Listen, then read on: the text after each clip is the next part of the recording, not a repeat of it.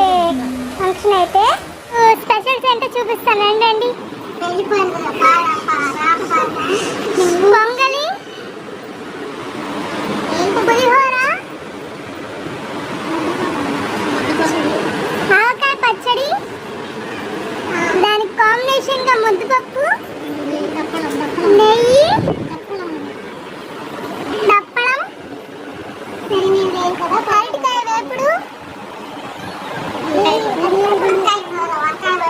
పెరుగు, స్వీట్ గా అప్పాలు, ఇంకా అంతా అయిపోయాక చల్లగా తినడానికి ఫ్రూట్ వాటర్ మిలాన్. నా వీడియోస్ కనుక నచ్చినట్లయితే లైక్ చేయండి, షేర్ చేయండి, సబ్స్క్రైబ్ చేయండి. బాయ్.